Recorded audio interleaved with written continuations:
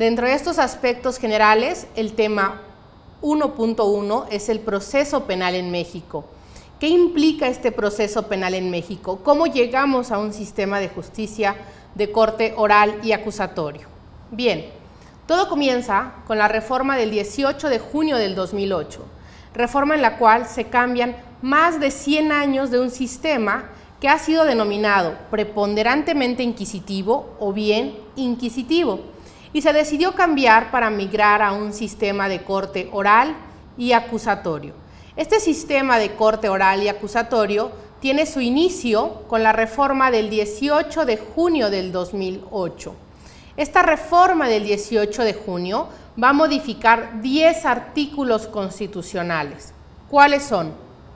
Es el artículo 16, 17, 18, 19, 20, 21, 22, 73, 115 y 123, todos de la Constitución General de nuestro país. Ahora bien, estos 10 artículos lo que hacen es fundamentar la base de todo un sistema de justicia de corte oral y acusatorio, sistema que hoy en día ya está operando en el país a partir de junio del 2016 en todos los órdenes de gobierno, tanto a nivel local como a nivel federal. Pero vale la pena preguntarnos, ¿qué es lo que llevó a más de 100 años de cambiar un sistema de justicia de corte oral acusatorio? ¿Qué fue lo que detonó este cambio? Van a ser 3 principales causas las que detonan el cambio al sistema de justicia penal. La primera de esas causas es el cumplimiento a compromisos internacionales. Y nótese que digo cumplimiento de compromisos internacionales, no nada más de tratados internacionales. Estamos hablando que un compromiso internacional puede tener, además de tratados internacionales, puede tener otro tipo de compromisos. Por ejemplo, aquellos que tienen que ver con recomendaciones de la ONU o los diferentes comités que se crean. Entonces, tenemos este compromiso a tratados internacionales, a resoluciones de la ONU, y en general se le van a denominar compromisos, para no tasarlos. Número 2, resulta que también este cambio se va a dar por un consenso nacional. ¿Qué nos va a implicar el consenso nacional? Nos va a implicar que existieron diversas iniciativas que llevaron al cambio del sistema de justicia penal. No solamente fue una iniciativa de determinado grupo parlamentario, de determinado partido, de determinada persona, sino que en un análisis que se realiza respecto de este consenso nacional, nos vamos a dar cuenta que existe un sinnúmero de posibilidades. Por ejemplo, si ustedes hicieran el estudio de todos los partidos políticos del 2008 que estuvieron en esa legislatura, resulta que se van a dar cuenta que todos, directa o indirectamente, participaron de una iniciativa de reforma. ¿Qué significa esto? Que querían el cambio al sistema de justicia penal. Número 3, además de ello, el tercer factor que detona o cambia todo el sistema de justicia penal se va a conocer como la modernización judicial o bien la globalización del derecho, que nos va a implicar entonces que nuestro sistema de justicia penal se viene a invertir, a emerger dentro de un cambio no nada más de nuestro país, sino de toda una cultura jurídica a nivel internacional. Y nos vamos a dar que estas reformas no nada más van a ser en América Latina, sino en diversas latitudes del mundo. Empecemos por el primero de esos cambios del origen de la reforma penal. Decíamos como primer cambio que cambiaba todo el sistema de justicia penal, entendido desde los compromisos de carácter internacional. Bien, estos compromisos internacionales se conocen como compromisos internacionales del debido proceso, lo cual significa que existen instrumentos o normas que van a marcar las directrices en todo el mundo o en toda una región respecto de cómo llevar un sistema de justicia penal. Me explico. Dentro de los compromisos internacionales que tiene México, vamos a tener de 2 tipos. Existen los compromisos universales, que van a ser obligatorios para todas las latitudes que han firmado compromisos de carácter internacional, y regionales. Los regionales tienen que ver con determinada región dentro del globo terráqueo. Por ejemplo, nosotros pertenecemos a la región interamericana o la región americana. de suerte y manera que nos van a vincular instrumentos internacionales e instrumentos regionales. Es por ello que ustedes ahora podrán tener muy claro por qué tenemos una Corte Interamericana de Derechos Humanos, como a su vez existe una Corte Europea de Derechos Humanos y así dependiendo de cada una de las regiones. Para ser puntual, a México nos va a tocar cumplir los compromisos universales que hemos firmado y ratificado y cumplir los compromisos regionales. Cuando hablo de compromisos regionales, me estoy explicando, son aquellos instrumentos, recomendaciones o tratados que se han firmado para la comunidad americana y entre ello va a aplicar las resoluciones de la Corte Interamericana de Derechos Humanos, por así haberlo determinado ya la Suprema Corte de Justicia de la Nación. Entonces, tenemos que dentro de los instrumentos internacionales, vamos a tener primero la Declaración Universal de los Derechos Humanos de 1948. Esta Declaración Universal de los Derechos Humanos nos va a interesar especialmente el artículo 8, el artículo 10 y el artículo 11, pues estos artículos son los que hablan o dibujan cómo debiera ser las reglas de un debido proceso.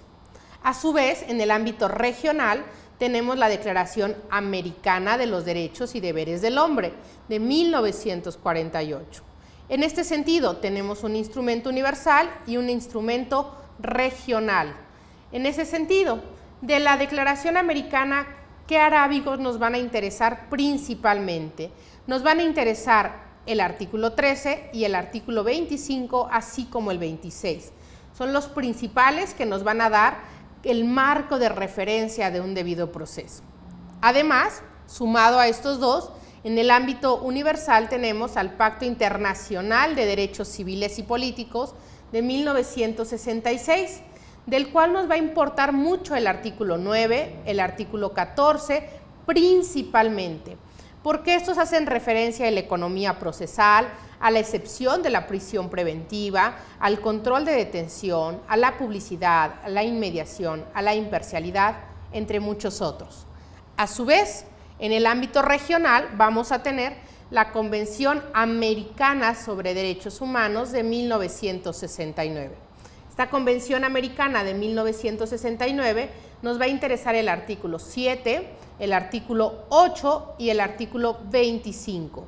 Todos estos tienen que ver o se manejan como los 4 pilares a nivel internacional, desde el ámbito universal o regional, que van a marcar las bases de un debido proceso, una debida reforma, un debido juicio.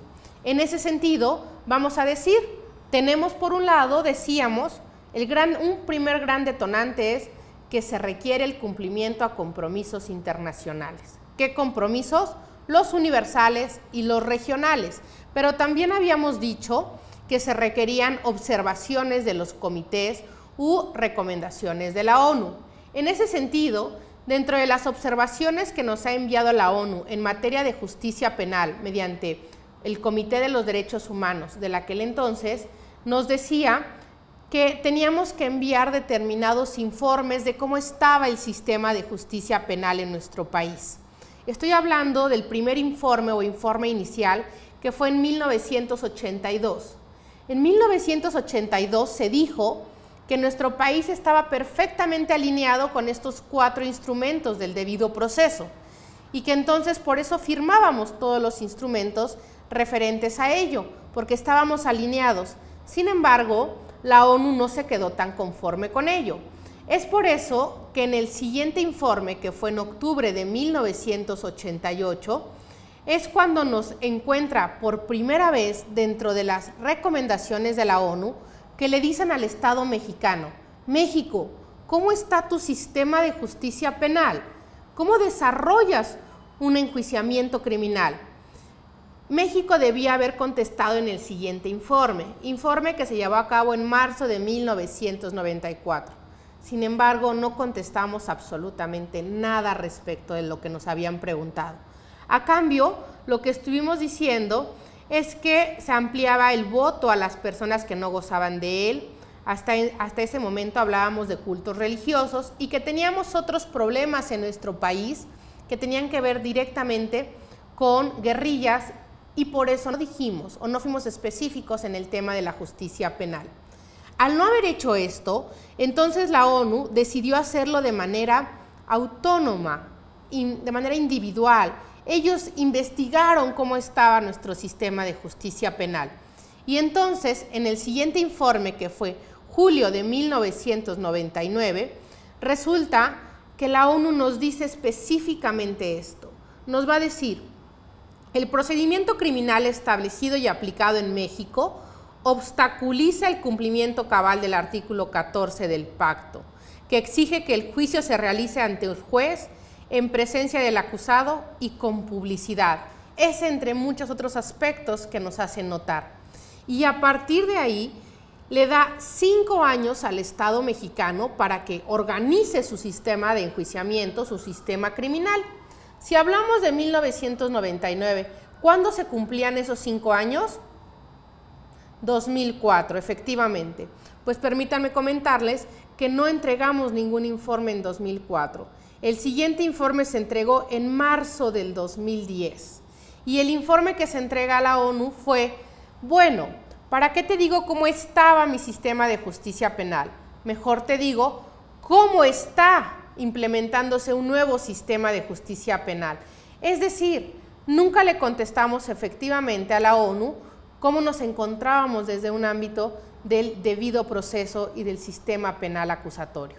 Si ustedes notan con cuidado, fíjense cómo todos estos informes empiezan en la época de los 80s, pero no es hasta el 2008 cuando se concreta una reforma constitucional en materia de un debido proceso, específicamente en materia penal. ¿Qué pasó? Lo que pasa es que viene un impulso desde el ámbito internacional del cumplimiento de derechos humanos, del cumplimiento de un debido proceso, que nos va a decir: México, necesitas una reforma al sistema de justicia penal. Esto desde el primer eje, que es el cumplimiento a compromisos internacionales. Para intentar salvar este cumplimiento de compromiso internacional, entonces se da la reforma de junio del 2008. Segundo elemento que les comentaba. El segundo elemento es el consenso nacional. Este consenso nacional que implica un ejercicio de democracia. ¿Por qué un ejercicio de democracia? Les repito, si ustedes buscan de ese momento, de esa legislatura, los partidos políticos que había, todos participaron en alguna iniciativa que tenía que ver con el cambio al sistema de justicia penal. Por mencionarles las que se tomaron en cuenta para la reforma, tenemos que la primera de ellas fue incluso desde el expresidente Vicente Fox, el 29 de marzo del 2004. Posteriormente, en septiembre del 2006, el Partido de Acción Nacional envía una. El 19 de diciembre del 2006, el Partido Revolucionario Institucional PRI, el Partido de Acción Nacional, el Partido Revolucionario Democrático, PRD y el Partido Verde Ecologista se unen para otra iniciativa de reforma. Posteriormente, en marzo del 2007, el PRI vuelve a enviar otra iniciativa. En el mismo mes del mismo año, envía otra iniciativa más el presidente Calderón de aquel entonces, que era quien detonaba, otra reforma desde un punto de vista del derecho penal del enemigo o de un régimen de excepción. El 29 de marzo del 2007, nuevamente el PRI envía una nueva iniciativa y el 24 de abril del 2007, Partido del Trabajo, Partido Revolucionario Democrático se unen y envían otra iniciativa más. Finalmente tenemos incluso iniciativas que tienen que ver con el partido de aquel entonces del Trabajo y de Convergencia. Es decir, todos los partidos que se encontraban en ese momento participaron de una iniciativa de reforma constitucional para cumplir lo que vendría a ser un debido proceso o las cuestiones que tienen que ver directamente con cuestiones de cumplimiento a compromisos de carácter internacional, ya las resoluciones o ya los tratados universales o regionales. Ese es el segundo detonante. Y el tercer y último detonante que les comentaba es la modernización judicial. Esto es también conocido como globalización del derecho. Nuestra reforma se ve inserta en diferentes modificaciones de América Latina. Por ejemplo, en Guatemala se comenzó en 1994 Argentina, Costa Rica y El Salvador, 1998. Paraguay y Venezuela en 1999.